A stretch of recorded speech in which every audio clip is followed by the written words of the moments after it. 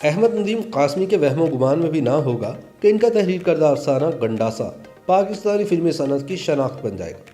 اس افسانے پر مبنی ایک ڈرامہ پاکستان ٹیلی ویژن نے 70 کی دہائی کے اوائل میں پیش کیا تھا، جس میں مرکزی کردار منور سعید نے نبھایا تھا۔ پھر اسی افسانے کو ہدایت کار حسن عسکری نے وحشی جٹ کی شکل میں پردہ سینی پر منتقل کیا۔ یہ فلم نہ صرف پنجابی زبان کی ایک رجحان ساز فلم ثابت ہوئی، بلکہ اس فلم کے ہیرو سلطان راہی کو بھی ایک نیا جنم عطا کیا۔ مولا جٹ کے کردار سے شہرت سمیٹنے والے سلطان راہی کا اصل نام سلطان محمد تھا اور وہ 24 جون سن 1938 کو ہندوستان کے شہر سہارنپور میں پیدا ہوئے تھے۔ ان کے والد فوج میں صوبیدار میجر تھے اور ان کی تعیناتی ہندوستان کے مختلف شہروں میں ہوتی رہتی تھی۔ قیام پاکستان کے بعد اس گھرانے نے راولپنڈی میں سکونت اختیار کی۔ یہ ایک مذہبی گھرانہ تھا اور سلطان راہی نے بچپن میں ہی قرآن پاک تفسیر کے ساتھ پڑھ لیا تھا۔ سلطان راہی کو بچپن سے ہی فلموں میں کام کرنے کا شوق تھا۔ اسی شوق کے ہاتھوں راولپنڈی سے لاہور چلے آئے اور اسٹیج ڈراموں سے اپنی فنی زندگی کا آغاز کیا۔ پاکستان ٹیلی ویژن کے سابق پروڈیوسر اور نامور براڈ کاسٹر عارف وقار بتاتے ہیں کہ انہوں نے اپنے زمانہ طالب علمی میں اوپن ایئر تھیٹر میں سلطان راہی کو ایک ڈرامے میں اداکاری کرتے دیکھا تھا۔ ان کے بقول سلطان راہی کے اس اردو ڈرامے کو دیکھنے کے بعد کوئی تصور بھی نہیں کر سکتا تھا کہ درست شین قاف کے ساتھ نستعلیق اردو بولنے والا یہ نوجوان ایک روز خون آلود گنڈاسوں اور گولیاں اگلتی کلاشنکوفوں والی جدال و قتال سے بھرپور پنجابی فلموں کا سپر سٹار بنے گا۔ اس ڈرامے کے بعد انہیں فلموں میں ایکسٹرا کے کردار ملنا شروع ہوئے۔ یہ وہ زمانہ تھا جب فلمی صنعت پر سنتوش کمار درپن، لالا سدھیر، مظہر شاہ اور الیاس کاشمیری کی حکمرانی تھی۔ یہ بڑے فنکار تھے اور سلطان راہی صرف ایکسٹرا، جو زیادہ تر فائٹر کا کردار ادا کرتے تھے۔ سلطان راہی اچھے کرداروں کے حصول کے لیے جدوجہد کرتے رہے۔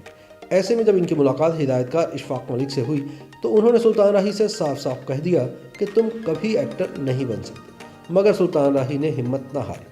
باغی، ہیر سیال اور چند دیگر فلموں میں ایکسٹرا کا کردار ادا کرنے کے بعد انہیں ایم سلیم نے اپنی پنجابی فلم امام دین گوہاویہ میں ایک مختصر سا کردار ادا کرنے کی دعوت دی۔ اس زمانے میں ان کی چند دیگر فلمیں بھی ریلیز ہوئی، جن میں جمعہ جنجنال، چاچا جی، حاتم تائی، جنگو اور ہیرا وغیرہ قابل ذکر ہیں، مگر ان سب میں ان کے کردار انتہائی معمولی اور قدرے غیر اہم تھے۔ سن 1971 میں ہدایت کار اقبال کاشمیری نے راہی کو اپنی فلم بابل میں ایک بدماش کا ثانوی سا کردار دیا، جس سے ان کی شہرت کا آغاز ہوا اور پھر انہوں نے پلٹ کر پیچھے نہیں دیکھا۔ سن 1972 میں ہدایت کار اسلم ڈار نے انہیں اپنی پنجابی فلم بشیرہ میں مرکزی کردار ادا کرنے کی پیشکش کی۔ اسلم ڈار اس فلم کے مرکزی کردار کے لیے ساون کو لینا چاہتے تھے، جو اسی سال کی سپر ہٹ فلم خان چاچا میں مرکزی کردار نبھا چکے تھے۔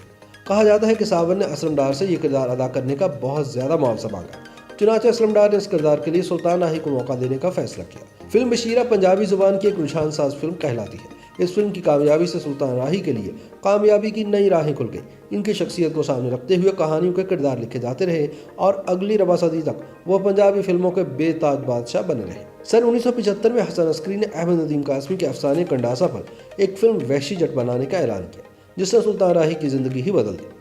وہ ایسی ہی فلموں کے لیے چنے جانے لگے اور پھر مولا جٹ کے کردار میں ڈھل گئے۔ سن 1972 سے پہلے پنجابی زبان کی فلمیں عموماً سماجی موضوعات پر بنائی جاتی تھیں اور ان کے نام بھی نہایت مناسب ہوتے تھے۔ ان کے مطابق فلم غیرت قانون پہلی فلم تھی جس کا نام جرم و سزا کے تعلق سے رکھا گیا تھا، لیکن وحشی جٹ سے پنجابی فلموں کا انداز تبدیل ہوا، جسے گنڈاسا کلچر کا نام دیا گیا۔ اب سوشل اور رومانوی فلموں کی جگہ پرتشدد ایکشن فلموں نے لے لی اور گنڈے بدماش ہیرو بنا کر پیش کیے جانے لگے۔ لیکن پاکستانی فلموں میں اصل انقلاب تب آیا جب 11 فروری سن 1979 کو ریلیز ہونے والی فلم ساز سرور بھٹی اور ہدایت کار یونس ملک کی فلم مولا جٹ نے باکس آفس پر کامیابیوں کے تمام اگلے پچھلے ریکارڈ توڑ دیے۔ اس فلم کی نمائش ایک ایسے زمانے میں ہوئی جب جنرل ضیاء الحق کا مارشل لاء عروج پر تھا اور ذوالفقار علی بھٹو پر جھوٹا قتل کا مقدمہ عدالت عالیہ میں چل رہا تھا۔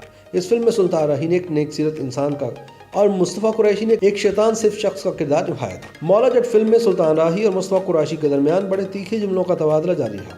فلم میں نوری نت کا لہجہ ضیاء الحق جیسا مکارانہ اور صفاقانہ تھا، جبکہ مولا جٹ کا لہجہ واشگاف اور انصاف کے طالب پھانسی پر لٹکا دیے جانے والے ذوالفقار علی بھٹو جیسا تھا۔ مولا جٹ فلم اس وقت کے ملکی سیاسی حالات کا استعارہ تھی، چنانچہ ضیاء الحق نے اس کی نمائش پر پابندی لگوانے کی کوشش کی، لیکن سرور بھٹی کسی نہ کسی طرح عدالت سے اسٹے آرڈر لینے میں کامیاب ہو گئے۔ یہ فلم باکس آفس پر اس قدر ہٹ ہوئی کہ اس کی نمائش مسلسل 2.5 سال تک جاری رہی۔ اس دوران ہزاروں لوگوں نے اس فلم کو دیکھنے کے لیے بار بار سنیما گھروں کا رخ کیا۔ اگلے 9 برس تک ضیاء الحق برسر اقتدار رہا اور اس دوران سلطان راہی اور مصطفیٰ قریشی کی جوڑی ایسی سینکڑوں فلموں کا مرکزی کردار بنی رہی جن میں تشدد اور ظلم و زیادتی کو اس قدر بڑھا چڑھا کر پیش کیا جاتا رہا کہ ناظرین کو وحشی فوجی آمریت کے ہاتھوں اپنے سامنے ہونے والی زیادتیاں معمولی لگنے لگیں۔ پاکستانی سینما پر اب پنجابی فلموں کا بلا شرکت غیر راج تھا اور سلطان راہی فلم سازوں کے لیے ایک ایسا ہیرا بن چکا تھا کہ ہر کوئی اس کی زیادہ سے زیادہ قیمت لگا کر اسے حاصل کرنے کی تگدو میں مصروف تھا۔ सुल्तान राही को फिल्मों में गैर फितरी किरदार में पेश करके फिल्मसाज अपनी तिजोरियां तो भरते रहे, मगर एक फनकार के अंदर छुपी हुई फनी सलाहियतों के आला और मुस्बत पहलुओं को उजागर करने की तरफ इन्होंने कतई कोई तवज्जो न दी, बल्कि इसकी जरूरत तक को महसूस न किया। मारूफ कहानी नवीस नासिर अदीब का कहना है कि उन्होंने 25 साल तक सिर्फ ऐसी फिल्में लिखी जो एक जुमले मैं तेनू छड्डांगा नहीं के गिर्द घूमती थी, और इसकी वजह ये थी कि सुल्तान राही को अपनी हर फिल्म में ये जुमला जरूर कहना होता था। सुल्तान राही ने सैकड़ों फिल्मों में काम किया। बेशतर फिल्मों में इनका किरदार यकसानियत का शिकार था, मगर इसके बावजूद चंद फिल्में ऐसी थीं जिनमें इन्होंने चौंका देने वाले किरदार निभाए। इन फिल्मों में कालिया, तूफान और मफरूर के नाम सारे फहरिस्त थे। इस दौरान सुल्तान राही की बहुत सी फिल्में कामयाबी से हमकिनार हुई, जिनमें वहशी गुज्जर, शेर खान, साला साहब, अथरा पुत्र, राका, लावारिस, शोले, आखिरी जंग, मौला बख्श, काले चोर, माजू, बाला पीलेदा और सखी बादशाह के नाम शामिल हैं।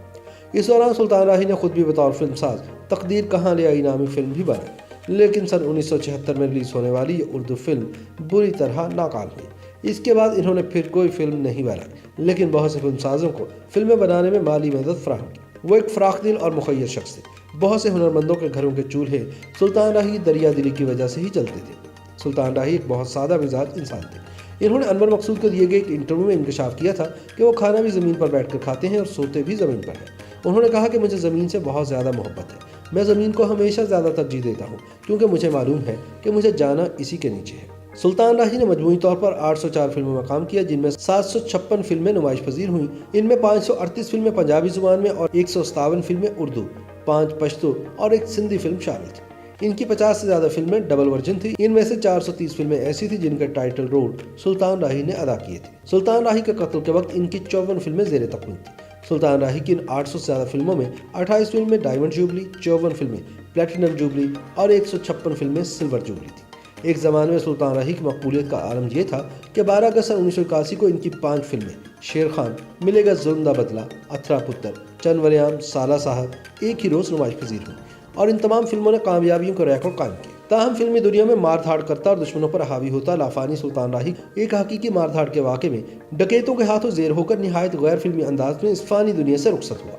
ये 9 जनवरी सन 1996 की बात है। सुल्तान राही इस्लामाबाद से अमेरिका का वीज़ा लगवाने के बाद बजरिए GT रोड वापस लाहौर आ रहे थे। इनके ड्राइवर हाजी एहसन इनके साथ थे। गुजरांवाला बाईपास पर इनकी गाड़ी का टायर फट गया।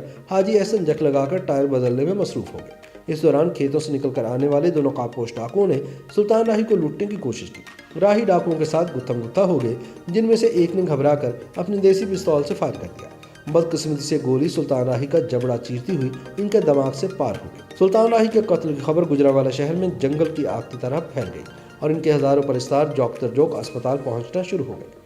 पोस्टमार्टम के बाद सुल्तान राही की लाश लाहौर मुंतकिल कर दी गई। इनके अहल खाना अमरीका में थे। उनके आने का इंतजार किया और 4 रोज़ बाद 14 जनवरी सन 1996 को इन्हें लाहौर में शाह शम्स कादरी रहमतुल्लाह अलैह के मज़ार के अहाते में सुपुर्द खाक कर दिया गया।